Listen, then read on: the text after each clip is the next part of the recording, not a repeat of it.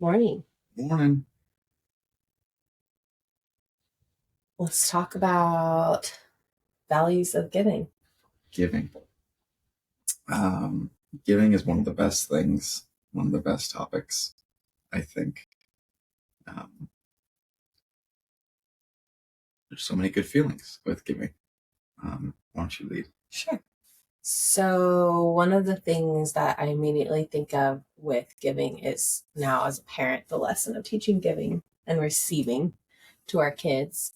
And we are so fortunate in our community that we have so many families with kids similar ages or just ahead of us. And they are what feels like almost weekly giving to us. Oh, we're done with this toy.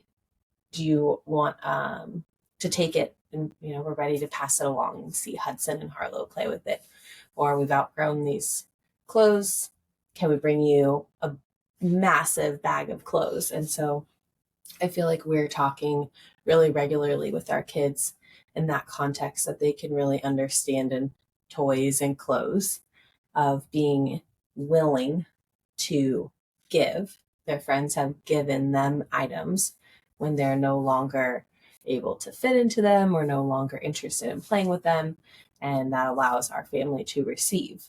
So, teaching to give for a 4-year old and 2-year old is not always the easiest, but putting it in that context of, well, you are able to play with this toy now because we received it from neighbor who was willing to give. So I feel like now, after a while of doing that, our 4-year old is a little bit better at it and they recognize when someone gave them something. Oh, I have this because, baby so and so passed it along, or I'm ready to give this to baby because I'm a big kid now. And so, as a parent, I think we're talking about it more regularly in that context, which I really like. It keeps it forefront of mind for us. And in terms of what we're doing here, is it's a form of giving. Like, we are here to connect with community and we're here to share our experiences and our stories and hopefully be able to relate and grow and learn together. And that's a huge part of our mission in doing this. Is it's really enjoyable for us and to connect as a couple in our marriage and our relationship and parenting journey, but also to connect with the community and give, hopefully in some way that we can, and just be together. So, Mm-hmm. Giving is if you're not in a complete world of hurt, where you were raised in a negative environment and drugs and alcohol, whatever, um, giving should come to you feeling better than receiving. I feel like that's the normal homeostasis for most human beings, is that giving feels good. Um, Issues that we all deal with are like issues of lack, right? Whether we don't have enough food, water, shelter, etc.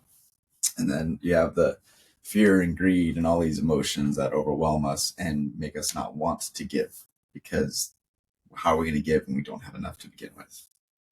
Um, but once you extend past that, in this beautiful world we live in, at least in America,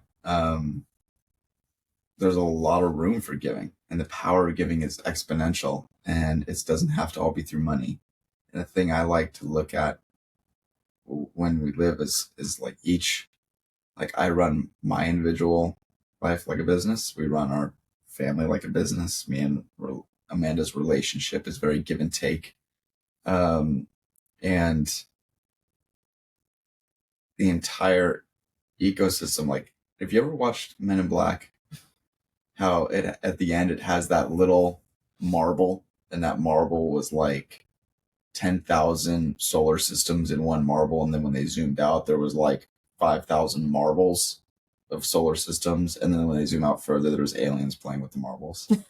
That's how I view like all these little systems in us, and the way we interact with our systems is by giving in between them. Um, and it doesn't have to necessarily be by taking. So the best way to do that is to be the first. And the best way to make sure that you have momentum in the right direction for you and everyone around you is by constantly giving what you can. And it's not always money, right? Actually, usually it's not. Um, like an example of a way that we feel like we can give to our community is this podcast. Like, I don't know if anyone's learned anything from this yet. Probably not. I don't know. But hopefully over 5 years, 10 years, whatever, this joins people together and this doesn't cost us any money. So it makes us feel good that we might be building something that brings value and it doesn't cost us anything. Then there's things that we give back to. I like to give to the 9/11 charity. We have the Fire Foundation. We give a little bit to. I think of meals. Meals for friends is huge. My favorite thing about giving too is once you get to a comfortable spot with it and a comfortable amount, you realize this flow of life that you constantly give out, and you kind of in the back of your head you're looking to give these opportunities out. You get better at it, and it becomes more specific, kind of like investing. When you see an opportunity to do something for someone, it's like seeing a stock on sale, right? You're like, oh, I could do this for them. Like it would make them feel so good. That's awesome. I'm going to do that. And what else in life is like that? Where you're actually giving stuff away is one brief moment, and it's beautiful. I don't think that I don't think I was raised really with like a giving spirit as much as we're intentionally trying to teach our kids. As you were speaking, it reminded me for various reasons. There was time periods as a kid where we ate at food pantries and we were on the receiving end of giving of people. And it's really hard. It's been really hard in our relationship for me to kind of shift my mind of being willing to give because I felt like as a child growing up so much, I didn't have a lot to even have myself. So how could I give to anyone else? And that's really been something that John has helped me see and learn over, my 20s and now early 30s and how we can give. And when we had our first child, some, people brought us meals, and that was like the greatest eye-opening experience for us as we're sitting there, new parents, so confused of what our world now was, and people brought over burritos and pasta and just all this nourishing food and gave us hugs, and that filled our cups, our souls so much we couldn't believe the impact of that. And again, now years later, when John was in the hospital over the summer, people showed up for us and watching our kids and bringing us meals, and we couldn't believe the profound giving and the feeling of gratitude we had for that community around us. And it was a small act, but it was a huge act. We couldn't have gotten through that moment in time without those people showing up and giving to our family the ways that they did. And the ripple effect, like our kids having that incredible community around them during a really hard time for us that was unanticipated, they didn't feel the scariness of it in the same way that they could have if we didn't have the people showing up the way that they did and helping kind of distract them from what we were not really sure we were navigating. And it's such a bigger impact of giving than I think we realize in the moment. It seems like it's a small gesture, but it's actually a really grand gesture. And I didn't really know that until, later in life. And so I'm really grateful that we're more mindful of it and helping our kids acknowledge it throughout their day on a more consistent basis. Yeah. And if you're looking for, if this isn't part of your life yet, then what I suggest is you go find something, some cause that aligns a little bit with you, just a little bit, and you donate $5 a month, $10 a month, whatever, to that cause, and that'll be your toe in the water. And just like any habit, it'll build momentum over time. So that one thing will start. It's a cup of coffee a month, and then find something else that aligns with you. So if you're in a world of hurt the past 5 years as a mom, find another mom out there, and in your soul, do something that you think aids them, right? Whether that's just taking her out for coffee, getting her out of the house, something as simple as that. And not all giving is to be reciprocated. Yeah, which you don't expect anything back, and it's not 100% giving. You can enjoy yourself while you're there too. Doesn't break the system.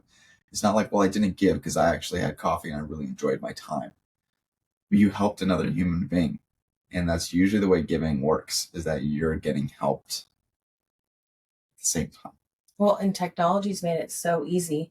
If you are physically distanced from your friend, send them a $5 coffee gift card. Oh, it's beautiful. I love that. Via either literally Starbucks or just Venmo, and say like, next cup of coffee is on me, or here's a treat. Your friend maybe doesn't drink coffee or tea and they like something else, Venmo them and say, go buy yourself that, $5 thing. And that's going to brighten their day exponentially, and send them a little note with it. Like, it doesn't have to be, you can still show up for your friends and give in that way. And I also think of, we're members at the Botanic Gardens, and we're members at the Children's Museum and the zoo, and those memberships, some of them we've upgraded to the higher membership to give more. So it is a way of giving. If there's something that you really enjoy and there's a way to become a member of that, or a natural, or what is it called? The Channel Islands Harbor Visitor Center right here. Like, you can become a member of the national parks. That's what I was trying to think of. There's all these different ways. If you're in alignment with something and it brings you a lot of joy to be in that environment, you can give back to that and be a part of their community in that way. Yeah. But the real basis of it is it's a balance of faith. It's having faith that if you do something that's not for you, that doesn't have an immediate value return, that the world will give you something back. It's really what it is. So do you think the world's a good enough place to eventually give you something back, and you're not giving yourself up for naught and dwindle yourself down to zero? A lot of people struggle, and they're hoarders, and they have issues with greed and faith, and they stay, in a world of hurt, as opposed to getting to the level of being comfortable in life and being able to survive, thrive. And to that, I say that the step is, you got to put, and people hate this phrase, I love this phrase, you got to put wood in the oven before you expect heat. So for everything in life, like, if you're the person who's constantly chopping wood and constantly throwing the wood in the oven, and it's not warm yet, but it's just what you do, then eventually you'll have the warmest oven in town. You know what I mean? It's gonna be exponential. It's gonna grow. Don't expect anything out of any portion of your life before you put the work in. And that work tends to be uncomfortable. But the beauty of that is, along the way, not only are you become more comfortable with it to the point where it doesn't bother you and you enjoy it, but now you have dual returns. One, you're comfortable now, even though before you were uncomfortable, whether you're cold or warm. And two, now you have this warm oven and you can actually share it with people, which is huge. All right. Thanks for listening. Morning. Stay tuned for more chats on giving. This is just our toe in the water with sharing, and we have bigger things in mind for the future. So thanks for listening.